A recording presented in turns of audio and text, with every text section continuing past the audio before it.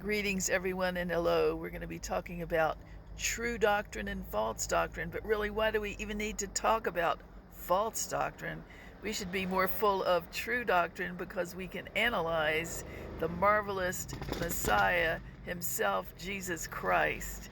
So, we're going to point out that the only created person that was ever on the earth walking, that ever had true 100% true doctrine, true teaching, true character, true lifestyle, true interaction, true finances was Jesus. Everybody else has fallen short, including myself, yourself, anyone big, great, or small, because we've got the human nature. Jesus is the one to look at.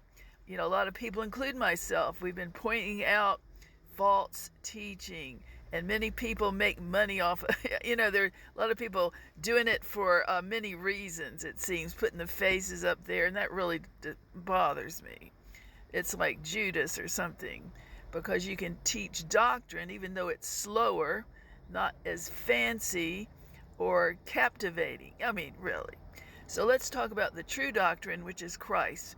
I encourage everyone in this season, because it's a new season, it's God's season, not mine, not yours, not one color, not one style.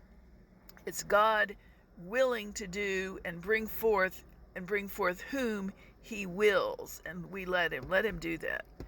So I'd just let's go back to organic. We're trying to find out who and what in Christian ministry, Christian leadership, the meaning of Jesus. Who was he? Who is he now? Who will he be in the future? The reason we have all the teaching and rules and things, and what's the difference between Old Testament, New, Law, the prophets, all these things. Let us get back to organic in the modern day. We've got media, we've got all sorts of information, celebration, music, everything else. Machinations as well. So in the light of organic, let me define who and what is organic in Christianity, Christ following. It would not be me or you, it would be us having to hear God in our own pool of knowledge and suffering or whatever we're doing. But organic means, according to the grocery store, without any human synthetic additives, and that's what we're looking for. What and who has got who, what are we listening to? What are we abiding by in the faith? What are we keeping track of? How are we acting? What are we obeying? What are we submitted to, with even groups teaching on submission, the Submissionites? Let us just go back to, everyone calm down. Let's just analyze or assess and evaluate rather than accuse. So over here we're going to say, let's don't accuse, let's assess, let us evaluate, let's abide by the doctrine. If you got a big issue with somebody and they're dysfunctional and it's your business, it's your ministry business, you're on their level, let's say, then you need to make an appointment and Matthew 18:15, Galatians 6:1, confront them. Because it says in the Bible, endeavoring to keep the bonds of unity. That's the Ephesians 4 Love Walk Church. That's the Ephesians 4 transformed community. No hate speech, no snobbery, just getting along, but it takes work. So Paul says, let me quote him. Paul commands us. Now see, Jesus is the head of the church. He left Paul and the apostles and elders and all sorts down through to now, but back then they're the ones we go by. The capital A apostles, I call them, because they were the foundational ones God chose, and then Paul came next. So Paul writes to the church. Jesus is a great voice. His is the biggest voice, the biggest teacher. Then he leaves Paul to write 2/3 of the Bible and the others as well. So I'm going to make 2 points. The first point, who and what is true in Jesus' portrayal in ministry.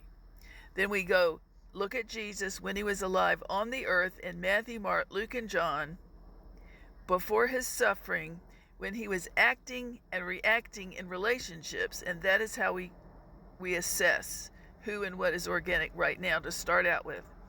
All right, in every relationship that is mentioned in Matthew, Mark, Luke, and John, the good news, the Gospels, We want to act and react like Jesus Christ in every situation with God's help. It's going to take God's help. So we're going to see him interacting with the lowly, his mother, the well-off, the roving garden demoniac, the little children, the Romans, the Pharisees. We're going to see all sorts of the fallen sinners, all the different colors of people. All these people are there, and they're rubbing noses or they're brushing up against Christ in the day. And that's how we need to figure it out from the beginning. So if you've heard all this finger pointing, Bible beatdowns, all these name callings and racism and gender bias, all these things, just watch Jesus and act like him. We point out also that in our reading of Christ, the organic Christ, he was from the Middle East. He was not a colonial. He was not a slave master. The Romans were, but he was not. He was from the Middle East with dark skin in the culture. The culture. So look at the culture as well. Next we go to the big voice of Paul, community.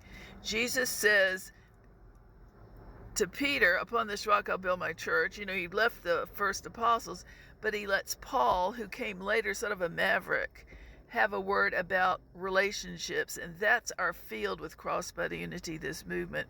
That's the big deal, because with all the teaching in the last 50 years or decades of teaching, a lot of it has been about provision, money, faith, good things, worship, music, skill, how to hear God, being a prophet, all these things in the mostly tongue-talking realm that has a lot to do now with a lot of money and go get them, and I hate to say it, a lot ambition. It's harder to find the remnant, and then we have a Demas flavor, sort of a Demas. Paul said that Demas left the ministry because he loved the things of the world more. So nobody is perfect in that, but we all watch that because it is a big temptation now for all of us, and some more than others. So we're working on that. The other part is Jesus did have times when he rebuked people openly. He wasn't always the sweet baby Jesus everybody wants him to be. He rose up and stood up, but to only one group, the people in the temple system of his own Father's house. He didn't word curse them, but he let them have it in 3 parts. In Matthew, he openly rebuked them.